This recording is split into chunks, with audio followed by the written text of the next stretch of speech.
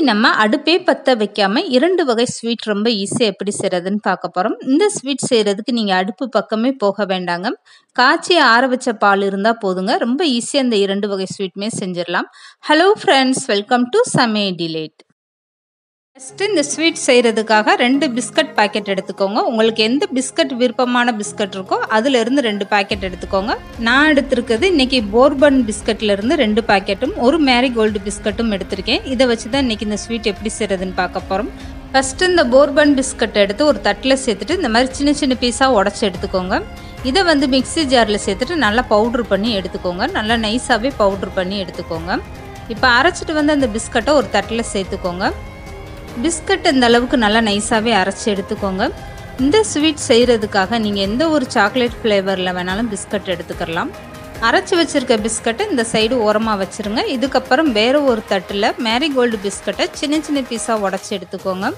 இதையுமே நீங்க மிக்ஸி ஜார்ல சேர்த்து நல்லா பவுடர் பண்ணி எடுத்துக்கணும். மேரிகோல்டு பிஸ்கட்டுக்கு பதிலாக நீங்கள் வேறு பிஸ்கட்டை கூட பயன்படுத்திக்கலாம். பிஸ்கட்டை நீங்கள் 1 2 அந்த மாதிரி உடைச்சிட்டு அதுக்கப்புறம் மிக்ஸி ஜாரில் சேருங்க. உங்களுக்கு நல்லா நைஸாக அரைப்பட்டு வந்துடும். இப்போ உடைச்ச பிஸ்கட்டை நீங்கள் மிக்ஸி ஜாரில் சேர்த்துட்டு இந்த மாதிரி நல்லா பவுடராக அரைச்சி எடுத்துக்கோங்க.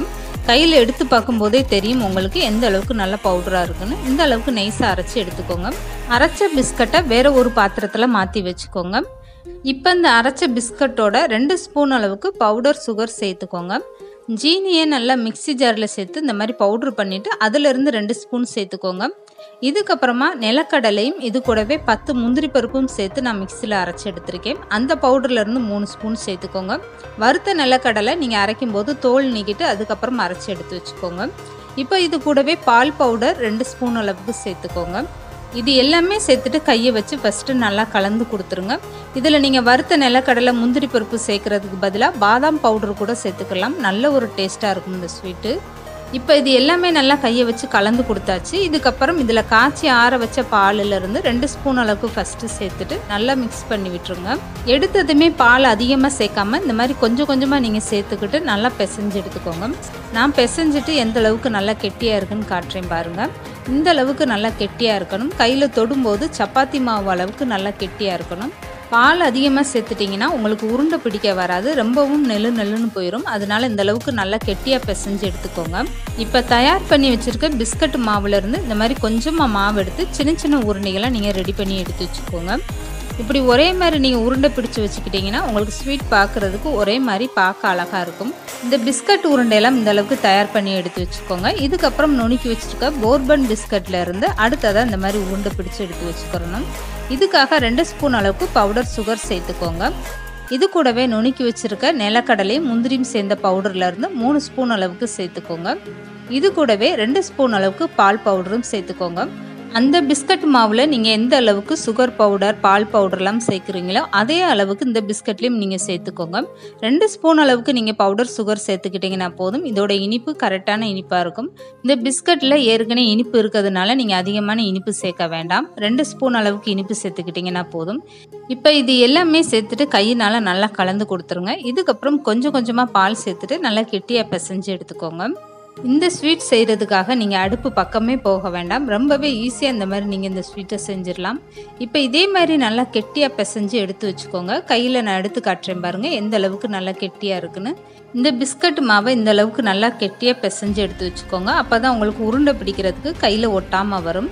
இப்போ ரெடி பண்ணி வச்சுருக்க பிஸ்கட் மாவுலேருந்து கொஞ்சமாக மாவு எடுத்து இந்த மாதிரி சின்ன சின்ன உருண்டைகளாக தயார் பண்ணி எடுத்து வச்சுக்கோங்க. 2 பிஸ்கட் மாவில் இருந்தும் நீங்கள் ஒரே மாதிரி உருண்டைகளாக பிடிச்சி எடுத்து வச்சுக்கணும். அப்போ தான் இந்த ஸ்வீட்டு உங்களுக்கு பார்க்குறதுக்கு ஒரே மாதிரி அளவாக இருக்கும். இந்த ஸ்வீட்டில் நீங்கள் பால் பவுடர்லாம் சேர்த்து செய்யும்போது இந்த ஸ்வீட்டோட டேஸ்ட்டு ரொம்பவே சூப்பராக இருக்கும். கண்டிப்பாக நீங்கள் பால் பவுடர் சேர்த்துட்டு அதுக்கப்புறம் இந்த மாதிரி ஸ்வீட் செஞ்சு பாருங்கள். இப்போ பிசைஞ்சு வச்சுருக்க பிஸ்கட் மாவுலேருந்து இந்த மாதிரி ஒரே அளவாக நீங்கள் உருண்டைகளாக தயார் பண்ணி எடுத்து வச்சுக்கோங்க. இதுக்கப்புறம் இந்த ஸ்வீட் எப்படி செய்கிறதுன்னு பார்க்கலாம். இப்போ ரெடி பண்ணி வச்சுருக்க 2 பிஸ்கட் உருண்டைகளும் ஒரே தட்டில் இந்த மாதிரி எடுத்து வச்சுக்கோங்க. இப்போ இந்த 2 பிஸ்கட் உருண்டையுமே பாருங்கள் பார்க்கும்போது உங்களுக்கு ஒரே அளவாக இருக்கும். இதே மாதிரி நீங்கள் எல்லா பிஸ்கட் உருண்டைகளும் தயார் பண்ணி எடுத்து வச்சுக்கோங்க.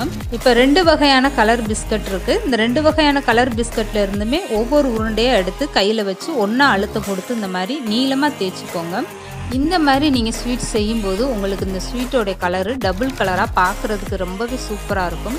இதுக்கப்புறம் இந்த ஸ்வீட்டு உங்களுக்கு என்ன டிசைனில் வேணுமோ அந்த அளவுக்கு நீங்கள் டிசைன் பண்ணி எடுத்து வச்சுக்கோங்க. இந்த ஸ்வீட்டு நீங்கள் பிஸ்கட் வச்சு தான் செஞ்சீங்கன்னா யாருமே நம்ப மாட்டாங்க. இதோட டேஸ்ட் அவ்வளோ ஒரு ரிச்சாக ரொம்பவே சூப்பராக இருக்கும். கண்டிப்பாக அந்த ஸ்வீட்டை நீங்களும் ட்ரை பண்ணி பாருங்கள். பார்க்கும்போது எவ்வளோ ஒரு அழகாக இருக்குது பாருங்கள். டபுள் கலரில் ரொம்பவே சூப்பராக வந்திருக்கு இந்த ஸ்வீட்டு. இந்த ஸ்வீட் செய்கிறதுக்காக நீங்கள் அடுப்பு பக்கமே போக வேண்டாங்க. வீட்டில் இருக்கக்கூடிய பிஸ்கட்டை வச்சே ரொம்பவே சூப்பராக நீங்கள் இந்த ஸ்வீட்டை செஞ்சிடலாம்.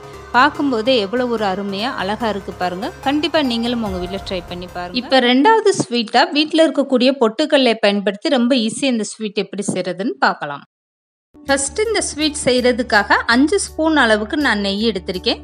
எடுத்ததுமே நீங்கள் மொத்தமாக நெய் சேர்த்துடாமல் ஒரு பவுலில் 2 ஸ்பூன் அளவுக்கு நெய் சேர்த்துக்கோங்க. இதுக்கப்புறம் 1/2 கப் அளவுக்கு வெள்ளை சர்க்கரை எடுத்து அதை நல்லா மிக்சியில் பவுட்ரு பண்ணிட்டு எடுத்துக்கோங்க. இதையுமே நெய்யோடு சேர்த்துட்டு இந்த மாதிரி ஒரு ஸ்பூன் வச்சு நல்லா கலந்து கொடுத்துருங்க. இப்போ 1 கப் அளவுக்கு பொட்டுக்கடலை எடுத்துக்கோங்க. இதை மிக்சி ஜாரில் சேர்த்து நல்லா நைஸாக அரைச்சி எடுத்துக்கோங்க. எந்த கப்பில் நீங்கள் பொட்டுக்கடலை அளந்து எடுக்கிறீங்களோ அதே கப்பில் 1/2 கப் அளவுக்கு வெள்ளை சர்க்கரை கரெக்டான இனிப்பாக இருக்கும். இந்த பொட்டுக்கடலை மாவை நல்லா நைஸாக அரைச்சி எடுத்துக்கோங்க. இதுக்கப்புறம் 1/4 ஸ்பூன் அளவுக்கு ஏலக்காய் தூள் சேர்த்துக்கோங்க. உங்ககிட்ட ஏலக்காய் தூள் இல்லைன்னா நீங்கள் பொட்டுக்கடலை அரைக்கும் போது 2 ஏலக்காய் சேர்த்து அரைச்சி எடுத்துக்கோங்க. இப்போ மீதம் இருக்க 3 ஸ்பூன் நெய்யும் சேர்த்துட்டு ஒரு ஸ்பூன் வச்சு இந்த மாதிரி நல்லா கலந்து கொடுத்துருங்க.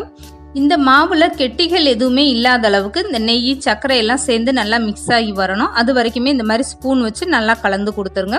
இதுக்கப்புறமா 2 ஸ்பூன் அளவுக்கு காய்ச்சி ஆற வச்ச பால் சேர்த்துக்கோங்க. எடுத்ததுமே பால் அதிகமாக சேர்த்துடாதீங்க. ஃபர்ஸ்ட் இந்த மாதிரி 2 ஸ்பூன் பால் சேர்த்துட்டு நல்லா கலந்து கொடுத்துருங்க. அதுக்கப்புறம் பத்தலைன்னா கூடுதலாக 1 ஸ்பூன் பால் சேர்த்துக்கோங்க. நெய்யெல்லாம் சேர்த்துட்டு நம்ம சர்க்கரையோட மிக்ஸ் பண்ணும்போது உங்களுக்கு அதிகமாக தண்ணி விட்ட மாதிரி ஆயிரும். இப்போ ஸ்பூனை எடுத்துட்டு நல்லா கை போட்டு இந்த மாவை பிசைஞ்சு எடுத்துக்கோங்க. இப்படி கையில் பிசையும் போது தான் உங்களுக்கு அந்த சர்க்கரையெல்லாம் நல்லா கரைஞ்சி இந்த மாதிரி ஒரு பக்குவத்தில் இருக்கும். இப்போ மாவு நல்லாவே கெட்டியாக இருக்குது. இப்போ கூடுதலாக 1 ஸ்பூன் அளவுக்கு பால் சேர்த்துட்டு நல்லா கலந்து கொடுத்துருங்க. பால் நல்லா ஆற வச்சுட்டு அதுக்கப்புறமா நீங்கள் சேர்த்துக்கோங்க. இப்போ மொத்தத்துக்கு இந்த ஸ்வீட் செய்கிறதுக்காக 3 ஸ்பூன் அளவுக்கு பாலும் 5 ஸ்பூன் அளவுக்கும் நெய் தான் நான் பயன்படுத்தியிருக்கேன். இதுவே போதுமான அளவு. இதுக்கப்புறம் நீங்கள் எதுவுமே சேர்க்க வேண்டாம். இப்போ மாவு இந்த மாதிரி ஒரு பக்குவத்தில் நீங்கள் பிசைஞ்சு எடுத்துக்கோங்க. அவ்வளோதாங்க. இதுக்கப்புறம் ஸ்வீட் உங்களுக்கு எந்த சைஸில் வேணுமோ அதுக்கேற்ற மாதிரி நீங்கள் கொஞ்சமாக கையில் எடுத்துகிட்டு இந்த மாதிரி நல்லா உள்ளங்கையில் வச்சு மாவை திரட்டி எடுத்துக்கோங்க. இதை நீங்கள் இப்படியே லட்டு மாதிரி கூட கொடுக்கலாங்க. இல்லைன்னா இந்த மாதிரி ஒரு ஆப்பிள் டிசைனில் கூட நீங்கள் இந்த ஸ்வீட்டை செஞ்சு கொடுக்கலாங்க. இந்த மாதிரி ரவுண்டாக மாவை திரட்டிட்டு ஒரு விரல்னால நீங்கள் லைட்டாக ஓட்டை போட்டுட்டு இதுக்கப்புறம் இந்த மாதிரி நீங்கள் நல்லா திரட்டி எடுத்துக்கோங்க. இப்போ பார்க்குறதுக்கு உங்களுக்கு ஒரு ஆப்பிள் மாதிரி இருக்கும். இதுக்கப்புறம் ஆப்பிள் காம்பு வைக்கிறதுக்காக ஒரு கிராம்பு எடுத்துட்டு நடுவில் இந்த மாதிரி வச்சிருங்க. இதுக்கப்புறம் இலை மாதிரி ஒரு டிசைன் கிடைக்கிறதுக்காக பிஸ்தா பருப்பு இருந்தால் அதை 2ஆக கட் பண்ணிட்டு இந்த மாதிரி நீங்கள் வச்சிருங்க. இப்படி நீங்கள் ஸ்வீட் செஞ்சு கொடுக்கும்போது குழந்தைகள்ல இருந்து பெரியவங்க வர ரொம்பவே சூப்பராக விரும்பி சாப்பிடுவாங்க. பார்க்கறதுக்கே எவ்வளோ ஒரு அழகா இருக்கு பாருங்க. இந்த ஸ்வீட் செய்யறதுக்காக நீங்கள் அடுப்பு பக்கமே போக வேண்டாங்க. சட்டுன்னு 3 to 4 நிமிஷத்துல ரொம்ப ஈஸியாக செஞ்சு முடிச்சிடலாம். இந்த ஸ்வீட்டு நீங்கள் 2 நாள் வரைக்கும் வெளியில் வச்சுருந்து சாப்பிட்லாங்க. கெட்டே போகாது. பார்க்குறதுக்கு எவ்வளோ ஒரு அழகாக இருக்குது பாருங்கள். சாயந்தர நேரம் ஸ்கூல் விட்டு வர பசங்களுக்கு ஸ்நாக்ஸ் கேட்டாங்கன்னா இந்த மாதிரி ஒரு ஸ்நாக்ஸ் செஞ்சு கொடுங்க. ரொம்பவே சூப்பராக விரும்பி சாப்பிடுவாங்க. இந்த வீடியோ பிடிச்சிருந்தா லைக் பண்ணுங்கள், ஷேர் பண்ணுங்கள். மறக்காமல் சமையல் டிலேட் சேனலை சப்ஸ்கிரைப் பண்ணுங்கள்.